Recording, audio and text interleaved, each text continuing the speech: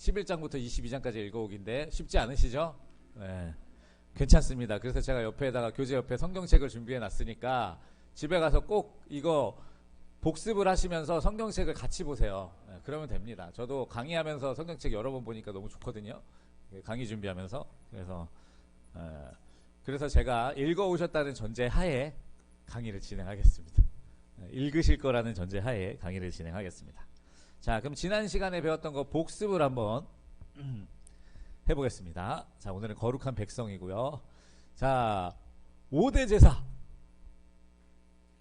여러분, 이거 맞추실 수 있습니다. 지난주에 제가 다 외웠다고 말씀드렸죠. 여러분, 진짜 맞추실 수 있어요. 자, 온전한 헌신. 그래서 다 태워드리는 제사가 있었습니다. 뭐였죠? 와, 역시 훌륭한 모범생들이십니다. 그 다음에 흰 곡식으로 드리는 힐소자를 쓰는 또 제사가 있었어요. 뭐였죠? 네, 소제, 딩동댕. 그리고 감사할 때 하나님께 평화의 제사를 드리는 그 제사가 있었어요. 나눠 먹는 화목제. 그렇습니다. 자, 여기서부터 목소리가 좀 작아지기 시작하는. 자, 그러나 괜찮습니다. 이 두 가지는 참 쉬워요. 자, 하나님 앞에 범죄했을 때, 그렇죠, 속죄제. 예, 속죄제를 드리고 그 다음에 이제 화목제로 이제 다시 관계를 회복하는 거죠. 그 다음에 물건으로 배상을 해야 될 때 그때 드리는 속건제. 할렐루야. 그럼 벌써 구약의 5대 제사를 다 외우신 거예요. 그리고 또 하나가 뭐 있었냐? 첫 번째 제사. 그러니까 아론과 그 아들들이 첫 번째로 드렸던 그 제사에 그 대참사가 있었죠. 네, 그 나답과 아비후가 술에 취해서 그 하나님께는 번제단의 불만 드려야 되는데 술 취해가지고 자기 장막 안에 있는 향로의 불을 가져왔어요. 그랬다가 그 불이 그 두 사람을 태우는 이 초기에 엄청 무서운 사건이 있었습니다. 자, 그걸 우리 지난주에 배웠어요. 그래서 이상한 불을 드렸다. 예, 원어로 보면 이상한 불이라고 되어 있는데 그게 이제 사실 우리들 그때 마찬가지라 그랬어요. 우리도 성령의 충만함을 입지 않고 그냥 우리의 사상, 철학, 경험으로 불을 만들어 드리면 이상한 불이 되는 거예요. 우리도 마찬가지입니다. 그래서 우리가 말씀을 배우는 이유도 또 늘 기도에 힘쓰는 이유도 우리가 성령의 불로 사역을 해야 되기 때문에 그래서 그렇습니다. 자, 이게 또 왜 안 넘어가지? 넘어가네요. 네. 자, 그리고 오늘 강의는요 이렇게 큰 세 덩어리예요. 11장부터 15장까지는 전염병에 관련된 내용들입니다.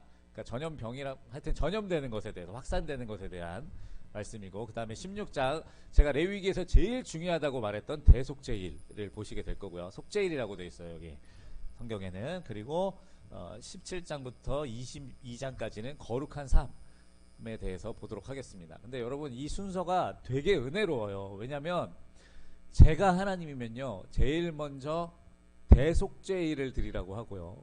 그 다음에 거룩한 삶을 살도록 그 가르침을 주고요. 그 다음에 전염병을 치료해 줬을 것 같아요. 무슨 말인지 아시겠죠? 근데 하나님의 우선순위는 달라요. 하나님은 제일 급한 것부터 해주시는 거예요. 우리 삶에. 저는 이게 얼마나 은혜가 되는지 모릅니다. 옛날 우리 선교사님들도 우리나라에 들어와서 교회부터 안 세웠죠.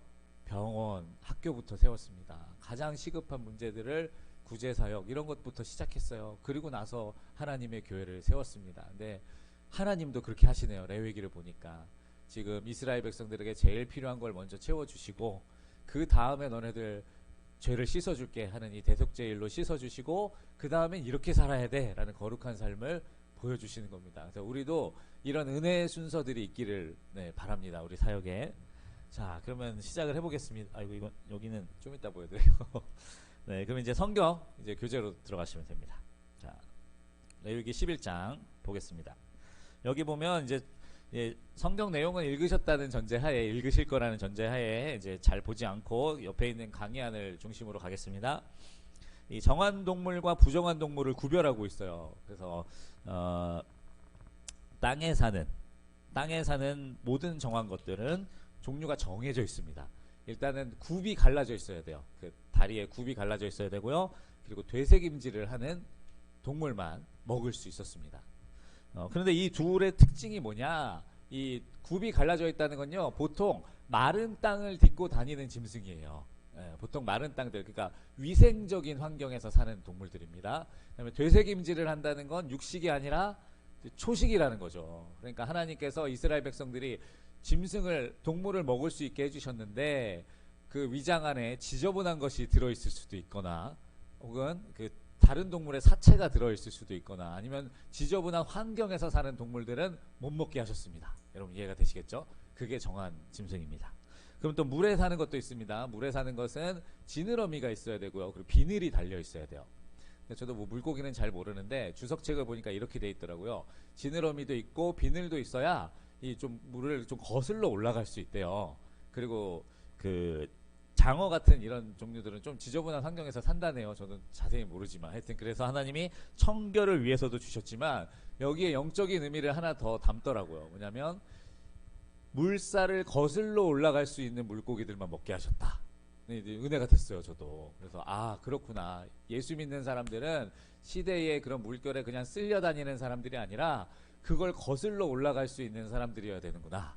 또 그런 은혜가 있더라고요. 그래서 이 정한 물고기는 이렇게 되어 있습니다. 그 다음에 새들도 정한 새가 있는데 부정한 새들만 이제 쭉 나왔어요. 그래서 보면은 뭐가 부정하냐, 잡식을 하는 새들은 다 부정하다고 했습니다. 곤충을 먹거나 이런 거 말고 동물들을 먹는 것들은 주로 부정하다고 하신 것 같아요. 네.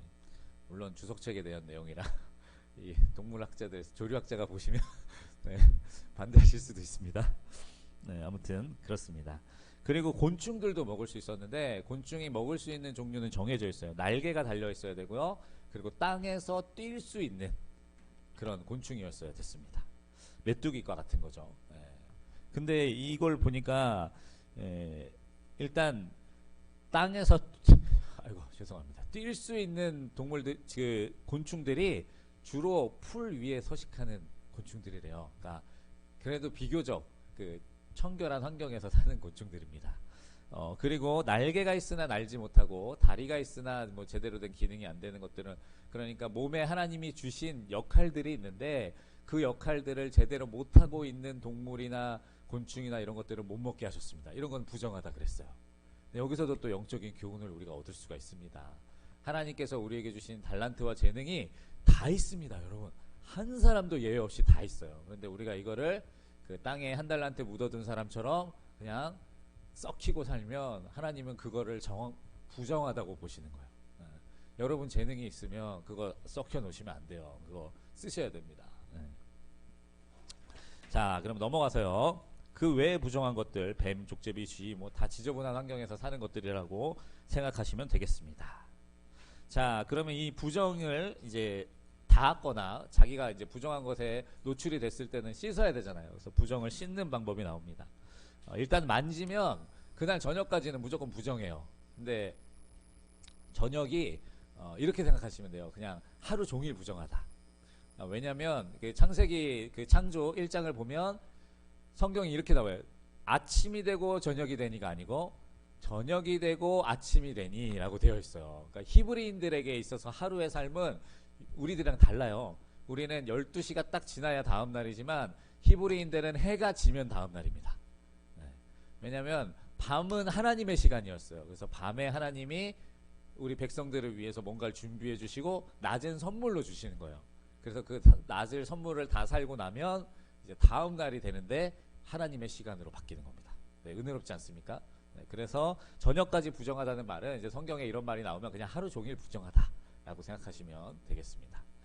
자, 그리고 이제 나무 그릇, 뭐 옷 이런 것들은 물에 씻으면 됐고요. 질그릇, 이건 흑으로 된 그릇을 말해요. 이런 건 다 깨트려야 됐고, 그리고 화로나 가마도 깨트려야 됐습니다. 왜냐면 거기는 이스라엘은 돌이나 흙 이런 걸 구하기가 좀 쉬워요. 그래서 깨트리고 다시 만들면 그만이었습니다. 그리고 젖은 음식은 무조건 버려야 되고요. 물도 오염되면 버려야 되고 젖은 종자씨도 버려야 됩니다. 그런데 마른 종자씨는 버리면 안 됐어요. 왜냐하면 종자라는 거는 농사 지을 때 너무 중요한 거잖아요. 그래서 오염된 그 부분만 덜어내서 버리고 나머지는 쓸 수가 있었습니다. 그리고 물이 얼마나 귀합니까? 고여있는 물은 버려도 되지만 샘에 오염된 게 들어갔다고 샘을 막아버리면 큰일 나죠. 그래서 샘이라든지 웅덩이라든지 이제 이런 것들, 흐르는 물 이런 것들은 이제 부정하다고 하지 않았습니다. 네, 이걸 예외 조항이 있었습니다. 그리고 그 외에 보면 아무리 정한 짐승이라도 우리가 먹을 수 있는 소나 양 이런 것들이라도 자연사한 것들은 그 길에서 죽었거나 이런 것들은 먹지 못하도록 막으셨습니다. 왠지는 아시겠죠? 언제 죽었을지도 모르고 뭘로 죽었을지도 모르기 때문에 항상 정한 음식만 먹도록 하셨어요. 그리고 땅에 기어다니는 음식, 그 동물들은 다 못 먹게 하셨습니다. 네. 자, 그러면 이제 한 장 넘어가서요. 그러면서 하나님이 이런 말씀을 주시네요. 44절부터 45절인데 우리 같이 한번 읽어볼까요? 네, 시작.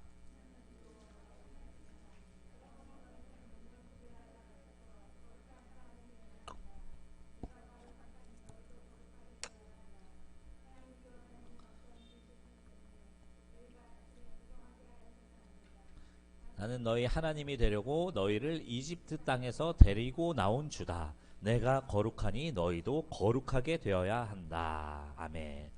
이 부분이 참 중요합니다. 하나님이 이스라엘 백성들을요, 이집트에서 데리고 나오셨대요. 왜 그러셨을까요?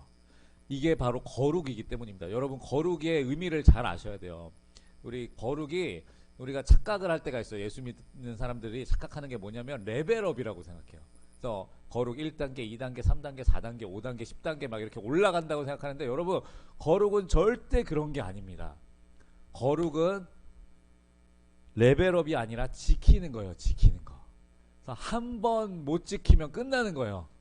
100년을 지켰어도 하루 안 지키면 범법자가 되는 것처럼 못 지키면 끝나는 게 거룩입니다. 하나님이 왜 이스라엘 백성들을 이집트에서 끌어내셨을까요? 이집트의 문화가 너무 악하기 때문이에요. 거기 있으면 죄 지을 수밖에 없기 때문에 하나님이 지키려고 끌어내신 거예요. 왜 하나님이 가나안을 멸절하라고 하셨을까요? 그 짐승까지도 왜 다 죽이라고 하셨을까요? 이스라엘 백성들이 거기서 지켜내야 되기 때문이에요. 하나님의 말씀대로 사는 삶을 지키기 위해서 하나님이 이 일을 하신 겁니다. 그래서 교회에서 여러분, 거룩한 사람 따로 없습니다. 지키고 있으면 거룩한 거고요. 못 지키면은 그분이 뭐 아무리 기도를 많이 하든 영적으로 보이든 대단해 보이든 안 거룩한 거예요. 하나님의 기준입니다. 여러분, 이걸 잘 아셔야 됩니다. 그리고 나서 12장에 보면 이제 아기를 낳은 산모를 정결하게 하는 예식이 나옵니다. 남자아이를 낳으면 이제 7일 동안은 부정하고 33일 동안 외출 금지. 그래서 총 40일을 이제 쉬도록 하셨어요. 근데 저 이거 얼마나 은혜 받았는지 몰라요. 요즘에 조리원도 여러분 2주면 퇴소하는 거 아시죠? 네, 근데 지금 하나님은 육아 이 조리를 40일을 주시는 분이에요, 여러분. 40일을 주시는 분입니다. 진짜 은혜롭지 않습니까? 그리고 여자아이를 낳으면 2배로 주셨습니다. 왜 그랬을까? 근데 제가 이제 이런 생각을 해봤어요. 제가 옛날에 저희 할머니가 저한테 막 귀에 딱지가 않도록 하신 말씀이 뭐냐면, 야, 나는 네 아버지 낳고 바로 밤매러 나갔다. 이런 거였어요. 그러니까 예전에 그 여인들이 그 출산을 한다는 게 진짜 온몸의 생명력을 다 빼앗기는 일인데, 그 뒤로 회복의 시간을 주지 않고 바로 노동으로 보냈단 말이에요. 이런 정말 끔찍한 상황이 동서를 말론하고 다 공통적이었습니다. 근데 하나님은 여자아이를 낳으면 2배를 주시는 거예요. 왜 그러셨을까? 그 고대 사회에서는 뭐 남자가 너무 선호됐잖아요. 그러니까 여자를 낳으면 그 옛날에는 막 소방받는다, 쫓겨난다 이런 얘기들도 있었잖아요. 근데 하나님이 그래서 2배의 회복 기간, 마음을 추스릴 수 있는 기간까지 더해서 2배를 주시지 않았을까? 네, 이게 저의 해석입니다. 주석에는 이렇게는 안 나와요. 그래서 하나님 참 좋은 분이다. 네, 그렇게 생각을 합니다. 그리고 출산을 하게 되면 이제 첫 번째로 이제 번제, 그 다음에 속죄제를 드리게 되어 있습니다. 왜냐하면 어쨌든 피를 이렇게 오랫동안 흘리고, 그 다음에 이것도 중요하지만 이것보다는 출산을 하게 되면 아무래도 오랫동안 그 제사를 못 지내잖아요. 안식일을 못 지키잖아요. 그러다 보니까 아마 그 산모를 위한 속죄 제사를 드려야 됐을 것이고, 그 다음에 이제 새로 태어난 아이는 이제 깨끗한 아이잖아요. 그 아이를 하나님께 온전히 드리는 번제를 드려야 됐을 겁니다. 그래서 이 번제와 이제 속죄제를 이제 드리도록 되어 있었어요. 그런데 누가복음 2장 22절에서 24절에 보면 마리아가 예수님을 낳고 이제 속죄제를 드리는 모습이 나오는데, 비둘기 2마리로 제사를 드립니다. 근데 비둘기는 원래는 양으로 드려야 돼요. 근데 가난한 사람에 한해서만 비둘기로 드릴 수 있게 되어 있었습니다. 그럼 우리가 추측해 볼 수 있죠. 예수님의 부모님 요셉과 마리아는 부자였을까요? 가난했을까요? 네, 가난했죠. 그래서 이 비둘기 2마리를 드릴 수밖에 없었다. 그리고 요셉이 부자였으면 여러분 여관방을 못 구했을까요? 웃돈을 주고서라도 구했겠죠. 네, 가난한 사람들이었던 거죠. 예수님이 이런 가정에서 태어나신 것입니다. 아무튼 그렇습니다. 그리고 이제 13장으로 넘어가면 이제 짜라아트라 그래서 이제 옛날 성경엔 나병이라고 되어 있었는데 악성 피부병에 대한 겁니다. 근데 여기서 악성이라는 거는 그냥 몸에 안 좋은 정도가 아니라 전염되는 피부병을 말하는 것입니다. 여러분, 네, 전염되는 피부병이라고 생각하시면 돼요. 근데 이 나병이라는 거는 전염되는 피부병은 성경에서 죄와 거의 동일시되면서 나타나는 경우들이 많습니다. 그래서 우리가 왜 그런가를 봐야 돼요. 이 악성 피부병이 그 당시에 환자도 병들게 만들었지만 그게 주변에 확산되어 다른 이들에게까지 그 똑같은 죄에 빠지도록 만들었기 때문에, 그 악한 영향력에 빠지도록 만들었기 때문에 하나님이 악성 피부병, 전염되는 피부병은 거의 죄와 비슷한 느낌으로 다루시는 걸 이제 구약 성경에서 볼 수가 있습니다. 네, 그래서 이 나병은요, 이 악성 피부병은 하나님과의 관계를 파괴하고요. 왜냐하면 진영 밖으로 쫓겨나 살아야 되니까요. 제대로 된 안식이나 이거 드릴 수도 없죠. 그리고 사람들과의 관계를 파괴합니다. 가족들과도 다 격리돼서 이스라엘의 진영 멀리에서 따로 수용시설에서 살아야 됐어요. 이게 죄가 우리에게 하는 일도 마찬가지입니다. 하나님과의 관계가 파괴되고요. 자연스럽게 나의 사랑하는 사람들과의 관계도 파괴되도록 만드는 게 죄입니다. 자, 그러면 어떤 경우냐, 뭐 우묵하거나 흰털이 나거나 뭐 이런 건데 대부분 피부에 괴사가 나거나 아니면 변형이 일어나는 경우들입니다. 그리고 여기 생살이라고 나오는 게 있는데 이거 생살은 그냥 맨살이 아니고 피부 껍질이 벗겨져서 그 안에 있는 조직이 드러난 상태가 생살이라고 보시면 돼요. 그래서 이런 건 당연히 문제가 되겠죠. 이런 경우들은 다 부정하니까 이제 제사장의 검증을 받아서 이것이 전염되는 악성이다. 그러면 격리해야 됐고요. 아니다. 그러면 정결례를 통해서 다시 복귀할 수가 있었습니다. 화상도 마찬가지였고요. 왜냐하면 화상도 2차 감염을 통해서 얼마든지 이런 전염되는 악성 피부병으로 바뀔 수 있기 때문에 그랬고요. 그리고 탈모의 경우에도 전염병이 원인인 경우에는 또 문제가 됐습니다. 그리고 또 천이나 가죽에도 곰팡이가 피거든요. 근데 그것들도 사람한테 옮길 수가 있어요. 그래서 이런 경우에도 하나님이 부정하다고 했고요. 그래서 뭐 빨거나 이런 정결례를 통했고 그걸로도 회복이 안 되는 것들은 다 버리거나 태우도록 만드셨습니다. 그러면은 이제 14장으로 넘어와서요. 14페이지 이제 환자를 정결하게 하는 예식은 어떻게 됐나 한번 보겠습니다. 악성 피부병에 걸린 사람들이 회복하는 방법은 뭐냐면 제사장이 진영 밖으로 나가서 그 사람의 상태를 봐야 다시 회복할 수 있었습니다. 네, 이것도 참 은혜가 돼요. 성경의 대제사장은 주로 예수 그리스도를 상징하거든요. 근데 예수님이 우리한테 먼저 오시는 거예요. 우리가 저 깨끗해졌어요 하고 가는 게 아니고 우리는 아직 그 죄인인 상태일 때 대제사장께서 우리에게 와 주시는 겁니다. 와 주셔서 우리를 정하다 칭해 주시는 거죠. 그래서 우리가 다시 하나님의 공동체로 들어갈 수가 있게 되는 거예요. 그러면 어떻게 이 회복을 할 수 있느냐? 제사장이 그 사람이 정한 상태를 확인하면 새 2마리를 가져다가 한 마리는 꺾어서 속죄제를 하고 다른 한 마리는 풀어서 날아가게 해줬어요. 참 은혜롭지 않습니까? 근데 하나님이 이런 퍼포먼스를 자주 쓰세요. 여기 보면 뒤에 대속죄일에도 비슷한 게 하나 나오는데 여러분 진영에서 비둘기가 날아갈 일이 별로 없잖아요.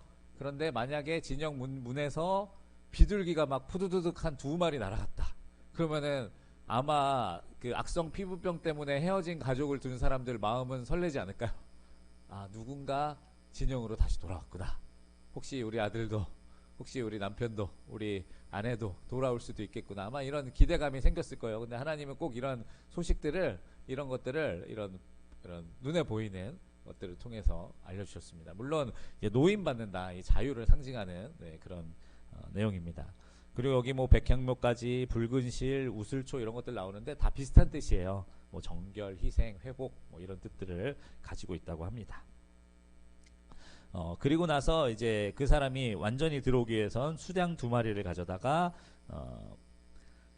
속건제를 드리고 속죄제를 드리고 번제를 드리도록 되어 있습니다. 네, 여러분 이 순서도 참 좋아요.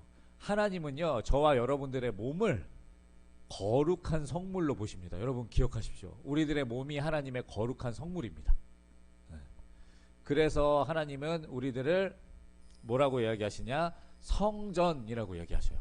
성령이 거하는 성전. 성전은 아시죠? 그 성전은 물건이에요, 여러분. 근데 우리가 그런 하나님의 것입니다. 하나님의 거룩한 성물입니다. 그래서 그가 회복될 때 먼저 속건제를 드려요. 그 다음에 속죄제를 드리고 그 다음에 온전한 이 헌신을 상징하는 번제를 마지막에 드리는 거예요. 저와 여러분들의 몸이 이렇게 거룩합니다. 그리고 그 아론과 아들들 세울 때 나왔던 거랑 똑같은 게 나오네요. 오른쪽 귓볼, 그 다음에 오른 엄지손가락, 그 다음에 오른 엄지 발가락에 피와 기름을 바릅니다. 피는 씻는 걸 상징하고요. 그리고 기름은 이제 거룩하게 구별해서 하나님이 쓰실 거라는 걸 상징해요. 그래서 이 사람이 죄사함 받았을 뿐만 아니라 이제 하나님의 거룩한 도구로 이제 쓰임 받게 될 거라는 상징을 이걸로 하죠. 그래서 머리에 남은 기름을 다 붓습니다. 이게 이제 성령의 충만함을 상징한다 할 수 있겠습니다. 자, 그럼 넘어가서요. 가난한 사람들은 물론 속죄제를 비둘기로 대체할 수 있었고요. 그 다음에 건물에 생기는 곰팡이들도 있습니다. 그러니까 옛날 이스라엘 사람들은요 지금처럼 이렇게 멋진 건물을 짓지 못했고 그러나 나름대로 튼튼하게 지었어요. 진흙이랑 거기 돌이 진짜 많거든요. 돌을 모으고 그 다음에 나뭇 잎사귀들로 그 나름대로 그 뭐라 그러죠? 그 붙잡아주는 역할을 만들었어요. 그래서 이렇게 그 우리 철근으로 콘크리트 만드는 공법처럼 그렇게 튼튼한 집을 만들었습니다. 그래서 우리가 여기서 알 수 있는 게 뭐냐? 이스라엘 백성들이 광야 생활을 했고 천막 생활을 했다고 하지만 사실은 한 곳에 오래 거주했구나라는 걸 이 구절을 통해서 알 수가 있는 겁니다, 여러분. 실제로도 성경학자들이 말하기를 이스라엘 백성들이 그 미디안 광야를 계속 뱅글뱅글 돌아다닌 게 아니라 가데스 바네아 지역에서 37년 이상을 거주했을 것으로 추측을 합니다. 그런 증거들을 여기서 찾을 수가 있는 거예요. 돌아다녔으면 이런 번거로운 집을 만들 이유가 없습니다, 여러분. 그래서 이 흙벽에도 곰팡이가 핀대요. 그래서 이런 곰팡이가 피는 집들은 한번 이렇게 닦거나 이렇게 해서 상태를 보고 그게 번지거나 차도가 없으면 그때는 이제 허물어서 멀리 갖다 버리고 다시 집을 이제 쌓아야 됐습니다. 그리고 정결례도 비슷한 방법으로 해야 됐죠. 자, 그러면 이제 20페이지로 넘어오면 이제 15장 유출병에 대한 것이 나옵니다. 그래서 남자가 부정하게 되는 경우, 여자가 부정하게 되는 경우가 나와요. 그런데 이거는요, 그냥 우리 몸에서 정상적으로 나오는 액체가 아니라 비정상적으로 나오는 모든 것들이 다 이 유출병에 해당한다고 생각하시면 돼요. 그래서 주로 남자들은요, 성병이 원인이 됩니다. 성병이 원인이 되기 때문에, 그리고 성병이라는 건 여러분 아시는 것처럼 전염성이 굉장히 강합니다. 하나님이 이런 것들은 엄격하게 막고 격리시키도록 하신 것을 알 수가 있습니다. 그리고 여자분들의 같은 경우에는 물론 월경 같은 경우에는 이 정상적인 그 정결에 필요 없이 하루만 그냥 좀 쉬면 되는 거였는데 그 외에 그 월경의 때가 아닌데도 유출이 있는 경우에는 그때는 부정하다 해서 따로 제사장이 정결 의식을 해줘야 됐습니다. 자, 그리고 드디어 이제 16장 대속죄일로 넘어오게 됩니다. 그러니까 지금까지 쭉 왔던 모든 내용들이 전염되는 것들을 하나님이 막으시는. 그러니까 이스라엘 백성들이 지금 집단 생활을 이미 시작했기 때문에 빨리 해줘야 되는 일들부터 지금 하나님이 먼저 법으로 내려주신 거예요. 그 다음에 이제 진짜 중요한 대속죄일이 시작이 됩니다. 자, 그러면 대속죄일 한번 보도록 하겠습니다. 이 대속죄일은 7월, 이 히브리 달력으로 7월이에요. 우리로 따지면 10월이나 11월입니다. 이때 이제 7월부터 시작되는데 제일 먼저 뭐가 시작되냐면 뒤에 적어놨나요, 제가? 나팔절이라는 것부터 시작됩니다. 7월 1일이 그러니까 히브리 달력으로 7월 1일이 나팔절이에요. 그래서 부하고 나팔을 부르는 이 절기로부터 엄청 긴 한 달짜리 축제가 시작되는 거예요, 여러분. 한 달짜리 행사가. 부하고 나팔을 불고 열흘이 지나면 대속죄일을 합니다. 그래서 이스라엘 백성들의 죄를 다 씻는 일이 끝나고 이 대속죄일 기간이 끝나면 7월 15일부터 엄청난 이 축제가 벌어져요. 1년 농사들을 다 거둬들이고 사람들하고 즐거워하는 감사절, 수장절, 장막절 뭐 이런 다양한 이름을 가진 마지막 절기가 시작이 되는 거예요. 그래서 이 절기가 예수님께서 오시는 재림을 상징합니다. 요 7월이요. 그래서 예수님이 오실 때 뭐라고 되어 있죠? 나팔 불 때 나의 이름 이렇게 되어 있죠. 이게 그냥 예수님이 나팔을 좋아해서 나팔을 부시는 게 아니라 바로 이 구약의 레위기에 있는 이 절기에 맞춰서 나팔 불고 오시는 거예요. 그리고 그 다음에 이제 속죄일이 일어나요. 속죄일은요 심판을 상징합니다. 심판. 네, 죄가 심판받는 거예요. 이스라엘 백성들 입장에서는 용서받는 거지만 죄의 입장에서는 죄가 하나님 앞에 심판당하는 날입니다. 그래서 예수 그리스도께서 마지막 재림 때 오시면 제일 먼저 하시는 일이 심판입니다. 여러분, 구원은 천국은 그 다음이에요. 먼저 하나님이 심판하시고 그 뒤에 알곡들을 모아서 천국 잔치를 벌이시는 겁니다. 이 순서들이 기억이 나시겠죠? 그래서 예수 그리스도의 십자가가 먼저입니다. 구원은 그 다음이에요. 십자가가 먼저입니다. 자, 그러면 다시 대속죄일로 돌아와서 대속죄일의 이름은 욤키푸르라고 해서 데이 오브 커버, 덮는 날이에요. 덮는 날. 원어로 따지면 욤이 날이라는 뜻이고 키푸르가 덮다라는 뜻을 가지고 있습니다. 그래서 우리의 죄가 하나님 앞에 덮어지는 날입니다. 근데 이것도 은혜로운 게 뭐냐면 여러분, 우리가 예수 믿고 구원받았다고 우리 안에 있는 죄가 사라지든가요? 저만 안 사라지나요? 저만 이상한 사람은 되나요? 네, 안 사라지잖아요. 우리 안에 있는 요소들이요 여전히 죄의 그 속성들이, 근성들이 남아 있잖아요. 근데 하나님이 그거를요 덮어주시는 거예요. 덮어주시는 거예요.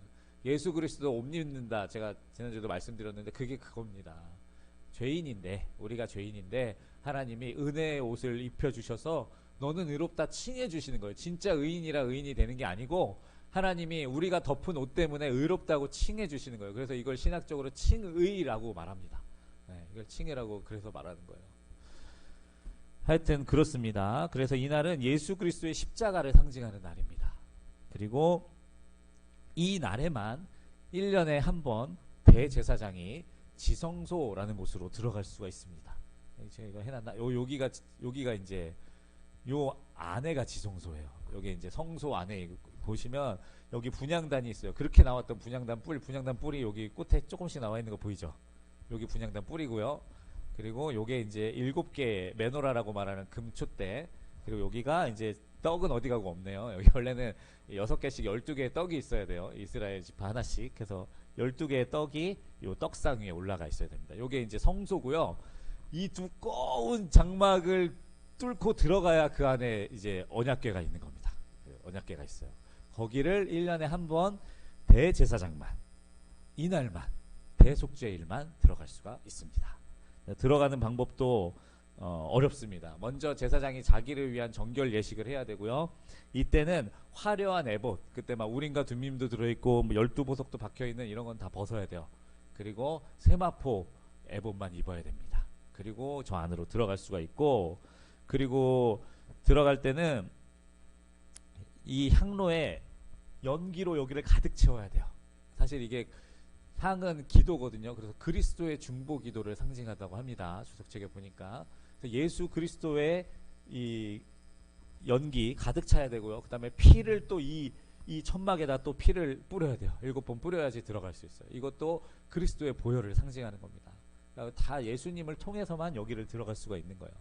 들어가서 이제 이스라엘 백성들의 모든 죄를 거기서 이제 아뢰고 죄사함을 받아서 이제 대제사장이 밖으로 나오고, 그리고 이제 백성들에게 선포하는 겁니다. 여러분들의 죄가 이제 씻음을 받았다. 근데 여기 보면 이제 아사셀의 염소라는 것이 나와요. 하나님이 대속죄일에만 이렇게 염소 두 마리를 제비 뽑아가지고, 그리고 한 마리는 아사셀을 위하여, 그리고 한 마리는 여호와를 위하여 드리도록 하셨습니다. 그래서 이 한 마리는 하나님께 제물로 바쳐지고요. 그리고 이거 하나는 제사장이 이스라엘의 모든 죄를 얘한테 안수하고 광야로 내보냈습니다. 광야로. 근데 이게 제가 아까도 퍼포먼스 얘기했지만 하나님이 주시는 이런 참 지혜로운 퍼포먼스입니다.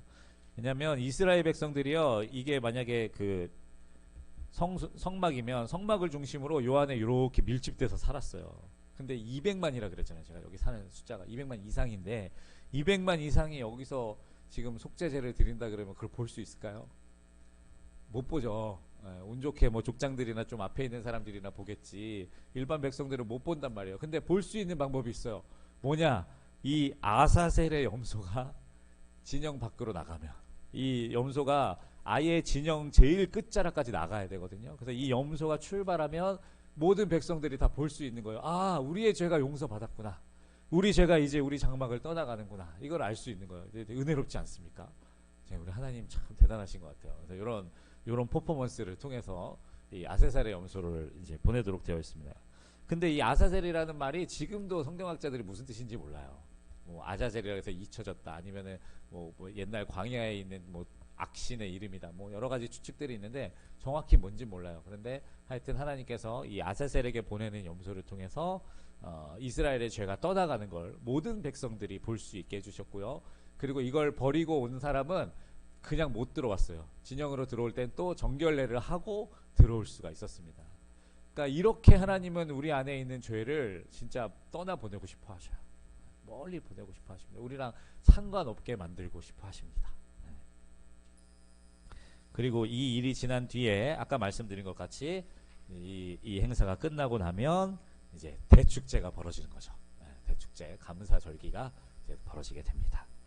자, 그리고 이제 뒷부분에 보면 피를 먹지 말라라고 되어 있어요. 근데 이거는 이제 피는 그때 말씀드린 것처럼 생명을 상징하기 때문에, 그래서 피는 다른 사람의 생명을 살릴 때만 흘려져야 됩니다. 그 외에는 흘려져서는 안 돼요.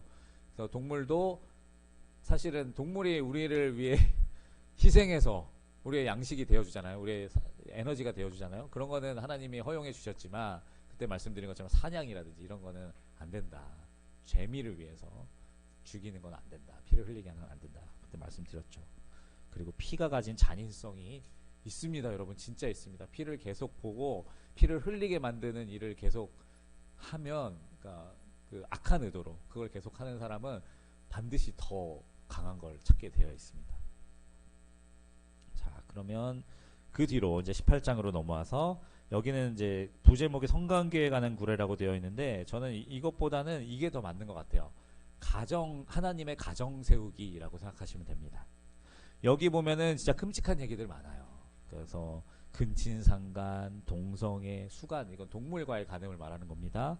그리고 자식을 제물로 바치는 것, 이런 다양한 내용들이 나오는데, 이 내용들이 다 뭐냐면 이집트와 가나안 민족들이 그리고 이스라엘 백성들이 하고 있던 일들입니다. 여러분 아시겠죠? 이 모든 일들이 그냥 다 하고 있던 거예요. 그래서 하나님이 이집트에서도 꺼내 오셔야 됐고 가나안도 멸절시키셔야 됐고, 왜냐면 그 뿌리를 남겨놓으면 안 되니까. 그리고 이스라엘 백성들도 이제 정결해졌으니까, 지금 방금 대속죄를 통해서 죄를 다 씻음 받았으니까 이제는 이런 것들을 하면 안 되는 거예요. 이런 것들을 안 하도록 자기와 공동체를 지켜야 되는 거예요. 그래서 저는 제 타이틀을 가정지키기라고 말하고 싶습니다.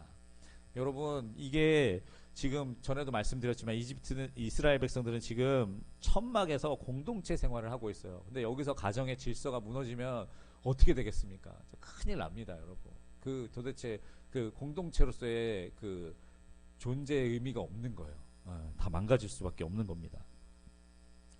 그리고 제가 여기서 좀, 안 그래도 지금 오늘 또 감독님이 또 이거 얘기하셔가지고 제가 시간이 없지만 그래도 한 말씀 드려야 되는 게, 여러분, 이 동성애 문제 우리가 왜 싸웁니까? 세상에 도박하는 사람도 많고 마약하는 사람도 많은데 왜 그 사람들한테는 막 그렇게 안 하면서 왜 동성애한테는 왜 그럽니까? 여러분, 가정 때문입니다. 가정. 동성애가 가정을 파괴하는 행위가 아니라면 우리도 아마 이렇게까지 낮아지지는 않았을 거예요. 근데 이게 건강한 가정 공동체를 유지하지 못하도록 만듭니다. 제가 얼마 전에도 뉴스에 지금 7살인가 그 최연소 트랜스젠더 모델이 데뷔해가지고 막 뉴욕이랑 미국에서 엄청 막 이렇게 박수 받았던 그런 사례들이 있었습니다. 그 아이가 3살 때 자기 성 정체성을 말했대요. 자기는 남성이 아니라 여성이라 그랬나요? 하여튼 그렇게 말했대요. 여러분 이게 말이 됩니까? 이게 말이 됩니까? 근데 왜냐면 그 부부가 동성 부부였어요. 그래가지고 아이를 입양해서 이제 그렇게 한 거예요. 그래가지고 이게 건강한 가정이 세워질 수가 없습니다. 그러니까 우리는 목숨 걸고 싸우는 거예요. 하나님이 만드신 2개의 공동체 있습니다. 하나는 가정이고요. 그리고 하나는 교회입니다. 이 2개를 거룩하게 지키는 일은 우리가 정말 사명감을 가지고 해야 되는 일이에요. 네. 하나님의 꿈입니다. 그리고 자식을 몰래에게 바치는 이 장면도 좀 봐야 되겠네요. 여기 보이시면 여기 보면 뭐가 있죠? 아기가 있죠. 근데 실제로는 영화예요, 영화. 그리고 여기 보면은 이제 상이 있고 여기 뒤에 뭐가 불타고 있죠? 불타고 있다고 제가 말했네요. 불이 타고 있죠. 그래가지고 저게 뭐냐면 쇠로 된 몰렉 신상 그를 뜨겁게 달궈가지고 그 위에 영화를 태워 바치는 제사를 가나안 곳곳에서 한 거예요.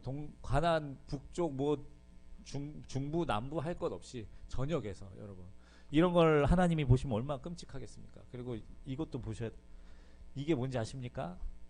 이게 영아들의 뼈가 담겨 있는 항아리예요. 이게 두로와 시돈 지역, 성경에서 두로와 시돈 지역에서 대규모 발굴이 됐는데 이 사람들 말로는 자기들은 보니까 전염병 때문에 여기 담아놓은 것 같다 이렇게 하지만 우리 성경을 배운 사람들은 알죠. 저기서 이 영아 공양이 인신 공양이 이루어졌던 증거라고 말할 수밖에 없습니다. 저렇게 많이 왜 저렇게 소중하게 담아놓겠어요. 그게 신에게 제사 드렸던 거기 때문에 신성한 것들이기 때문에 저기다 저렇게 모아놓은 거예요. 저기다가 저게 이제 대규모로 발굴되고 있습니다. 이 가나안 지역에 저런 곳이었으니 하나님이 진멸하고 그 땅에서 새롭게 이스라엘 민족을 시작하려고 하셨던 겁니다, 여러분. 근데 이거 보면 제가 마음이 엄청 아파요. 왜냐면 사실은 저도 이제 자녀를 기르지만 우리 예수 믿는 부모님들이 정신을 바로 차리지 않으면 이렇게 사는 겁니다. 이렇게 세상의 신에게 내 자녀를 어릴 때부터 바치고 그게 애를 불태워 죽이는 건 줄도 모르고 남들 다 그렇게 하니까 이제 그렇게 사는 게 우리들의 이 실체가 될 수도 있는 겁니다. 그래서 우리가 말씀에서 깨어 있어야 돼요, 진짜. 네.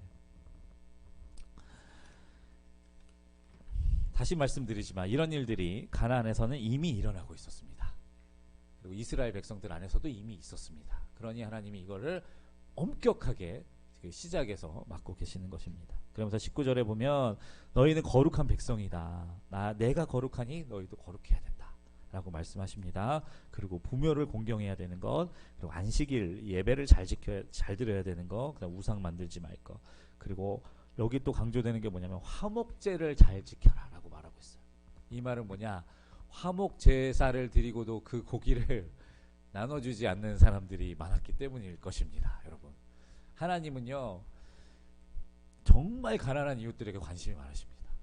하나님은 그 공동체 안에 가난한 이웃들에게 진짜 관심이 많아서요, 여기에부터 보면 그 밭 귀퉁이, 내 귀퉁이에 있는 곡식은 거두면 안 되고, 떨어진 이삭, 포도 이런 것도 따면 안 되고, 그리고 과일나무를 심으면 4년 동안 열매를 거두지 말래요.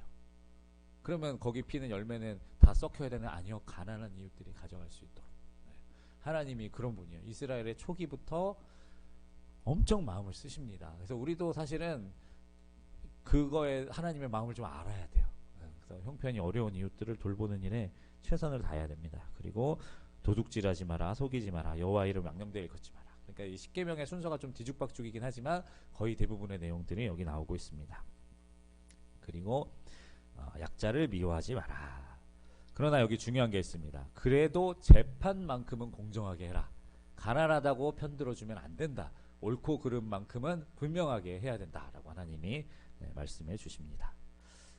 그리고 이제 마지막에 18절에 보면 예수님께서 말씀하신 것이죠. 내 이웃 사랑하기를 내 자신과 같이 사랑하라. 말씀하시면 나는 여호와니라 하면서 이제 이 내용을 마칩니다. 그리고 또 가나안에서 지켜야 될 규례들, 이제 또 그것들이 이제 19절부터 쭉 이어서 나옵니다. 다른 종류끼리 교미하지 않도록 하나님이 짐승들을 기를 때 못하도록 막으셨어요. 순수한 혈통들을 유지하도록 하셨습니다. 그리고 여종들을 건드리지 마라. 그러니까 종이라고 자기의 그 그 보호 아래에 있는 사람들이라고 함부로 대하지 말라고 얘기하셨고요. 그리고 아까 말씀드린 것처럼 과일나무는 4년 동안 수확하면 안 됐고, 그리고 핏째 먹지 말 것, 그 다음에 다 점 마법, 그 다음에 그런 거 미신행위 하지 말 것, 그 다음에 바른 노인들을 공경하고 약자들 보호하고 바른 저울과 추를 사용할 것, 이런 것들은 이미 그 전에 또 말씀하셨던 내용들입니다. 그리고 반드시 죽여야 되는 사형에 관련된 죄들이 있습니다. 인신제사, 네, 당연히 그런 사람들은 끊어버려야 됩니다. 네, 죽여야 됩니다. 그리고 강신술, 이거는 이제 그 접신행위라고 하잖아요. 이렇게 이 신을 불러들이는 행위인데요. 근데 이게 단순히 이렇게만 끝나지가 않아요. 가나안에 이런 접신을 하는 그 우리로 그 당시로 말하면 제사장 사람들은요, 다 성적인 그 행위를 통해서 예배를 드렸습니다. 그러니까 다 그 성적인 문란함과 연결이 안 될 수가 없어요. 그래서 이런 것들은 하나님이 끊도록 하셨고요. 그리고 또 부모를 모욕하는 것도 하나님이 엄격하게 막으셨습니다. 그리고 가정을 파괴하는 간음, 근친상간, 수간, 동성애, 여기서 한 번 더 강조하십니다. 이런 것들도 안 되도록 막으셨고요. 그리고 다시 또 반복하시네요. 23절에 보면 너희는 내가 너희 앞에서 쫓아내는 족속의 풍속을 따르지 말라. 그들이 이 모든 일을 행함으로, 그러니까 지금 하고 있는 겁니다. 다 내가 그들을 가증히 여기노라. 우리가 이런 거를 현실에서 안 보니까 이 말씀을 되게 뭐 동떨어진 이야기처럼 보이지만 이스라엘 백성들에게는 이게 지금 현실인 거예요. 옆집에서도 하고 그 건너편 집에서도 하는 일들입니다. 이제 우리도 그런 이제 시대가 지금 다가오고 있죠. 유럽이나 이런 데서는 특정 국가들에서는 이제 수관도 합법화됐습니다, 여러분. 네. 동물로 하는 매음행위들도 다 이제 합법이 됐어요. 지금 기가 막힌 뉴스들만 이어집니다. 네, 유럽 쪽에서. 그래가지고 어떻게 해야 될지 모르겠어요, 저희들도. 네. 하여튼 이제는 현실이에요. 우리가 이제 말씀대로 살기 위해 각오하고 살아야 되는 시대가 왔습니다. 그리고 이제 넘어가서 이제 21장에 보면 이제 제사장들이 지켜야 될 규례가 있습니다. 자, 그러면 여기는 제가 말씀드리지만 우리는 다 왕 같은 뭐다? 제사장이다. 그렇습니다. 그럼 이건 목사님들만 지켜야 될 규례가 아니라 우리 모두가 지켜야 될 규례죠. 자, 제사장은 시체를 만지면 안 됩니다. 대신에 부득이한 경우만 제외해요. 어떤 경우냐? 부모님이 돌아가셨을 때나 이럴 때만 제외입니다. 그러나 대제사장은 그것도 안 됐어요. 대제사장은 그것도 할 수 없었습니다. 그리고 이방 사제들을 흉내내지 마라. 여기 보면 뭐 구렛나루, 뭐 여기 머리를 파는 거, 이제 이게 다 이게 그 당시에 가나안 잡신들을 섬기던 그런 이방 사제들의 표시였거든요. 그런 거 멋있어 보인다고 따라하지 마라. 그러셨고, 그 다음에 처녀와 결혼하라. 이거는 이제 순결함을 유지하도록 하시는 하나님의 그런 태도이고요. 그리고 사실 이스라엘 백성들은 다 순결한 결혼을 할 수밖에 없는 상황이었어요. 그러니까 이방 사람들과의 결혼을 막으시는 말씀이기도 합니다. 그리고 22장으로 오면 이제 대제사장이 지켜야 될 규례들이 나옵니다. 대제사장은요, 울어도 안 된대요. 애국도 안 되고 시체도 만져서는 부모님이라도 부득이한 경우라도 안 된대요. 그리고 대제사장은 이 성소를 떠나면 안 됩니다. 네, 여기 있어야 됩니다. 그리고 나머지는 비슷하고요. 그 다음에 대제사장으로 뽑힐 사람은 흠이 있으면 안 됩니다. 근데 이거를 우리가 잘 봐야 돼요. 이게 흠이 있다 없다, 이거 보통 장애와 지금 연결이 돼 있는데 이거를 하나님이 차별한다고 보시면 안 됩니다. 이거는 그냥 구별하신 거예요. 이거는 특별한 목적으로 위해서 구별하신 거지 차별로 보시면 안 돼요. 예수님께서도 날 때부터 소경인 사람을 제자들이 저 사람은 누구의 죄 때문에 저렇게 됐습니까? 자기 죄 때문입니까? 아니면 부모의 죄 때문입니까? 이렇게 물어봤을 때 분명히 아니라고 얘기하셨습니다. 아니다. 하나님이 저를 통해서 하실 큰 일이 있기 때문에 하나님이 하신 거다. 우리는 당연히 이렇게 봐야 됩니다. 우리는 당연히 이런 자세로 봐야 되지만 이 대제사장에게 이런 차별을 주신, 차별이 아니라 구별을 주신 이유는 거룩함을 위해서. 네, 그거는 꼭 기억해 주십시오. 그리고 제사 음식을 먹는 규례가 있네요. 아론의 자손이라도 부정한 상태일 때는 먹을 수 없었고요.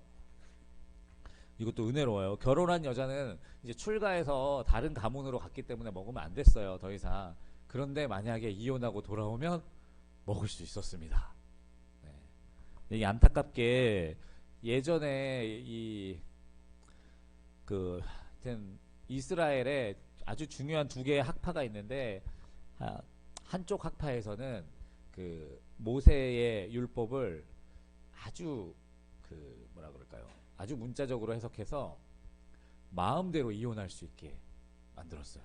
그리고 다른 한쪽에서는 이혼을 하나님이 이제 합한 가정을 깨면 안 된다. 그래서 이혼을 남편이 마음대로 하지 못하도록 막는 이 두 가지가 있었는데, 안타깝게도 주주가 이쪽이었대요. 그래가지고 이스라엘 남자들이 정말 밥을 태웠다는 이유로, 뭐 가정의 어떤 실수나 잘못을 했다는 이유로 아내들을 쫓아내는 일들이 엄청나게 많았어요. 근데 그 당시 여자들은 쫓겨나면 경제 활동을 할 수가 없었습니다. 이제 누르처럼 이삭 죽기 정도밖에 할 수가 없었는데, 근데도 이렇게 무책임한 행동들을 했던 거예요. 그래서 하나님께서 어쨌든 이런 것들도 돌아온 여인들의 같은 경우에는 먹을 수 있도록 하셨습니다. 그리고 하나님께서 기쁘게 받으시는 제물은 뭐냐? 뭐 당연한 이야기들인데요. 흠 없는 것을 드려야 됩니다. 그러니까 아까운 마음, 인색한 마음으로 드리면 안 되고, 하나님께 드릴 때는 가장 좋은 것을 드리고 싶은 마음으로 드려야 됩니다. 제가 예전에 시간이 이제 얼마 없는데, 제가 예전에 수련목을 하던 교회에서 전도사님이 한 분 계셨는데, 저랑 이제 조금 갈등이 있었어요. 왜냐면 그분이 좀 캐릭터가 좀 셌어요. 세가지고 막 했는데, 막 찬양팀을 너무 막 들들 볶는 거예요. 그래가지고 저는 또 그런 스타일이 아니잖아요. 그래가지고 왜 그러냐, 이제 좀 그렇게 왜 그렇게 싸우냐. 근데 이제 그분이 막 분에 겨워가지고 울면서 저한테 얘기하더라고요. 뭐라 그러냐면, 그때 저는 이제 전도사님인데 이제 나이도 많고 하여튼 경험도 위였기 때문에, 선임이었기 때문에, 전도사님 저는 최고의 것을 드리고 싶습니다, 그러더라고요. 근데 그 말에 제가 충격을 받았습니다. 아, 그렇구나. 나는 그냥 단순히 좋은 게 좋은 거지 좋은 게 좋은 거지 왜 그렇게 빡빡해, 그냥 그러면서 막 뭐라 그랬는데, 그분의 마음속에는 그게 아니었던 거예요. 하나님께 드리는 건데, 이게 찬양이, 예배가 하나님께 드리는 건데 진짜 제일 좋은 걸 드리고 싶었던 겁니다. 그 뒤로는 이제 달리 보이더라고요. 아, 그렇구나. 저게 그런 눈에 보이는 게 다가 아니구나. 근데 우리도요, 그런 마음이 있어야 돼요. 하나님께는 물론 그렇게 막 싸우고 그러면 안 되지만 최고의 것을 드리고 싶은 마음이 있어야 됩니다. 그래서 흠없는 것을 드리는 거죠. 그리고 태어난 지 8일 전의 것은 드리면 안 되고요. 그 이후 걸 드려야 되고, 재물을 생각 없이 죽이면 안 됩니다. 그러니까 막 어미와 뭐 함께 그 자식을 같이 잡거나 막 이런 것들, 그냥 상식적으로 봐도 이게 별로 은혜롭지 않고 별로 이렇게 좋아 보이지 않는 행동들을 그냥 막 하면 안 되도록, 그런 걸 제물로 드리지 않도록 하나님이 막으시는 장면까지 봤습니다. 놀랍게도 제가 50분 만에 여러분 이 많은 분량을 끝냈습니다. 부탁드리지만 여러분 꼭 집에 가서 이 앞에 있는 1장과 12장 읽으시고요. 1장 강의안도 저 앞에 있습니다. 읽으셨으면 좋겠습니다. 자, 다음 주에는 이제 더 재밌는 내용이 있어요. 다음 주에는 더 재밌는 내용이 있습니다. 다음 주에는 이제 거룩한 미래라고 해서 이제 또 재밌는 내용이 기다리고 있으니까 여러분 다음 주에도 오셔야겠죠? 네. 자, 그럼 제가 기도하고 교육 마치겠습니다.